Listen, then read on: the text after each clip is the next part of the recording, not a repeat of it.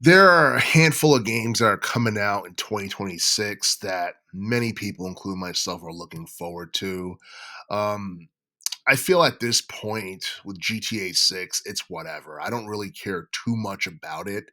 Um, I'm just gonna pay more attention to what people say about it before I consider buying it because at this point, Rockstar has been delaying the hell out of this game. And the more they push it back, the less people care and the more people get frustrated. But like from a visual standpoint, GTA 6 looks really impressive. The world map looks cool. And I feel like one of the biggest things about this game that I'm not really looking forward to is the fact that it's supposed to be like a parody of modern culture because personally I feel like current day culture sucks compared to like 20 years ago or hell even 15 years ago. The world has changed so much and not necessarily in a good way. But, hopefully that game is fun, and it better be fun because they put, like, one at least $1 billion into this game. So that kinda budget, this game better be a hit and not a miss because if it's a miss, I honestly feel like it's something that's going to put Rockstar in debt.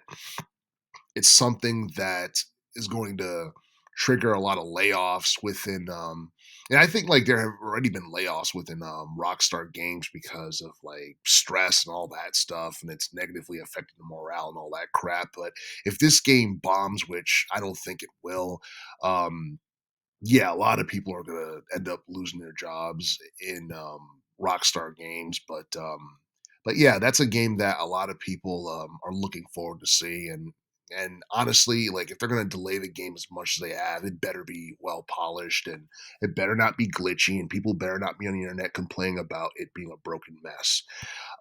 You also have you got the Marvel Wolverine game that's supposed to be coming out for the PlayStation 5 next year. It's a game that people have been waiting to see since 2021.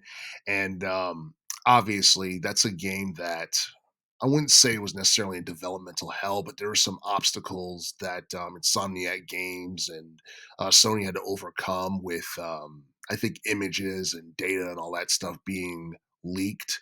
I can't remember exactly when that happened. I think it was either last year or the year before that.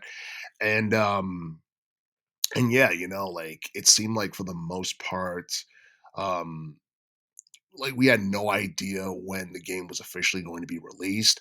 I'm keeping my fingers crossed and hoping that Wolverine, the video game, is released next year, doesn't get pushed back or anything like that, because I feel like this has the potential to be a really, really big deal, and it'll make Wolverine stand out more as a character apart from the X Men. Because at this point, I feel like the X Men is irrelevant right now, aside from X Men '97, which is on Disney Plus. But then again, how many people still have a Disney Plus subscription? Because I've heard a lot of people have been pissed off about the stuff that they've been doing and the price hikes in relation to their subscriptions and all that. It made people want to cancel.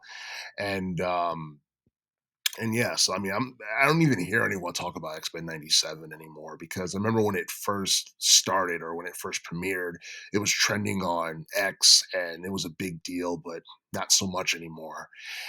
But we also have Resident Evil Requiem, which is Resident Evil 9, a game that people have been wanting to see since 2017 or 2018, whenever Resident Evil 8 came out. I believe it was no, sorry. That game actually, I think the last game was a Resident Evil Village, which came out in 2021.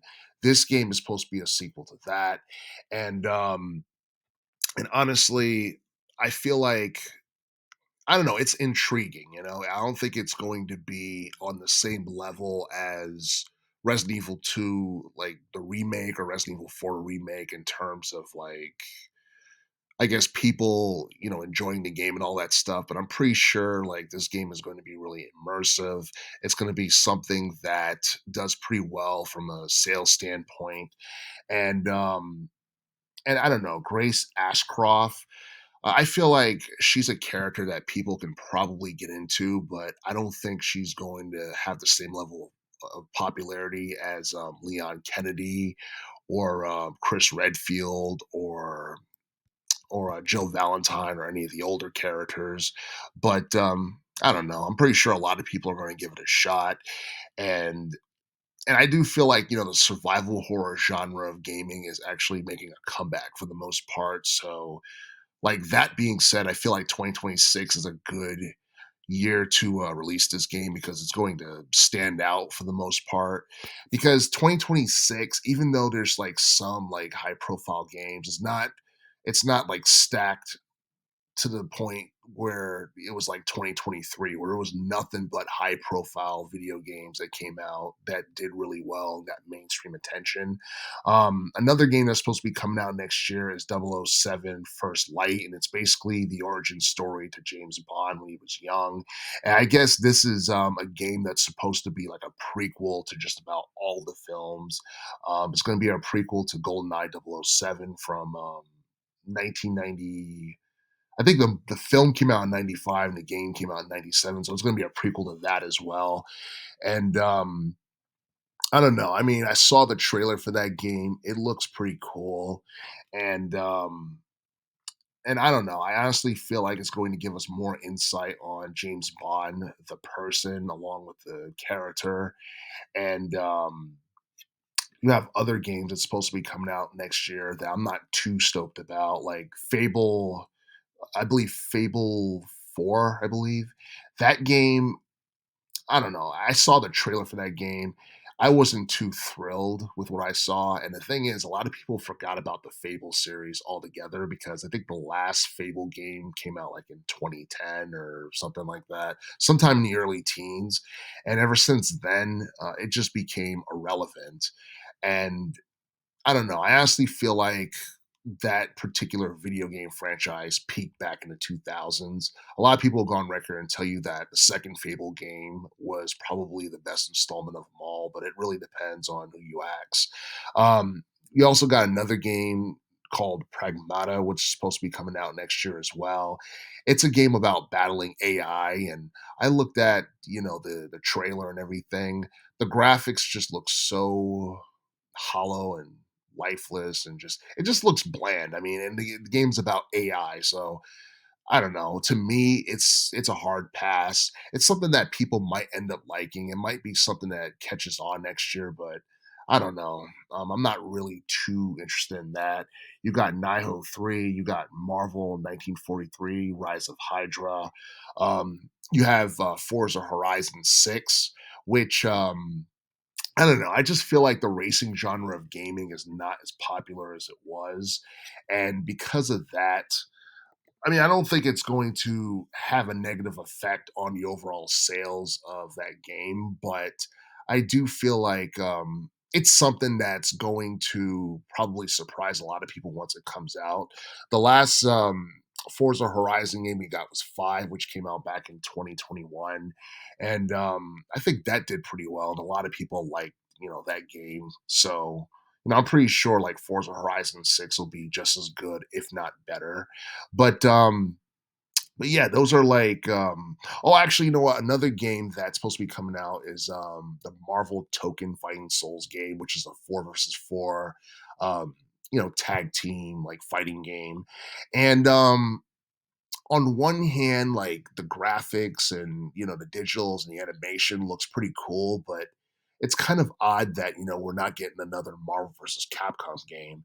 And on one hand, I understand why because Marvel versus Capcom Infinite flopped, but I don't know. I don't think that's a reason to completely give up on the Marvel versus Capcom series altogether. But then again, if it's solely a Marvel game, it's easier to create a story that people can be invested in. Because I feel like with the Marvel versus Capcom Infinite story, it was just I don't know. It just felt like a cluster mess of a story or what have you. And I honestly feel like after you complete the story mode, the game in Marvel vs. Capcom Infinite or like the gameplay in Marvel vs. Capcom Infinite just felt really repetitive, and I don't know. I felt like the difficulty spiked at times when you played in arcade mode. So, yeah, I mean, I don't know. I feel like Marvel Token is a game that's going to stand out in 2026, mainly because I don't think there's any other major fighting game that's supposed to be coming out next year that will be competing against, which is I don't know, it's kind of a bummer, but it is what it is. But yeah, 2016 has like a handful of games that a lot of people are going to be interested in. The most anticipated game, in my opinion, obviously is GTA 6 because it's something that I have been talking about and been making videos about for years now. And it's something that people have been wanting to see for quite some time. And there's been a lot of talk on whether or not Rockstar can top GTA 5 because the sales for that game was insane. It was one of the best selling games of all time. And even if GTA 6 doesn't top, GTA 5, I still feel that it'll probably end up being the best selling or at least in the top 3 or top 5, best selling games for the PlayStation 5.